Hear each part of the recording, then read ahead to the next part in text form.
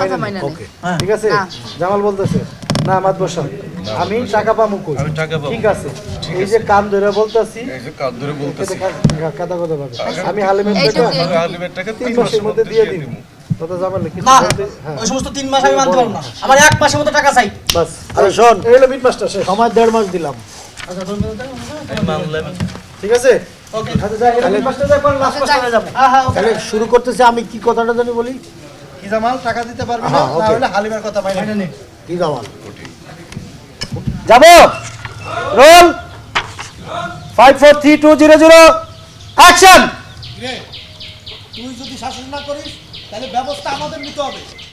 গল্পের নাম সোনার চেন। গল্পটা রচনা করেছেন পাপ্পুরাজ।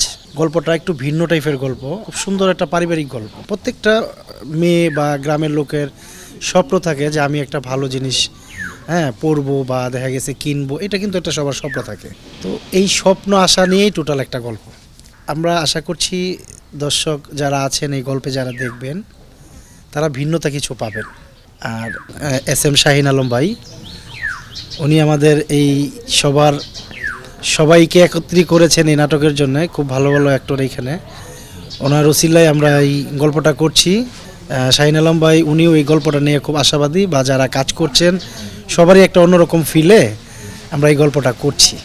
অভিনয় করছে এখানে আছে হচ্ছে ইমু শিকদার, আছে হচ্ছে সাব্বির আহমেদ, তারপর আছে হচ্ছে আমাদের সাবরিনা রনি, সেজুতি খন্দকার, কামরুল বাহার ভাই, রিজভি, তানবীর রিজভি ভাই, তারপরে আপনার এখানে মোটামুটি আরও অনেকগুলো আর্টিস্ট আছে, কাঞ্চন ভাই সহ, নূরে কাঞ্চন সহ। এই গল্পটি আপনারা দেখতে পাবেন গল্প ড্রামা ইউটিউব চ্যানেলে।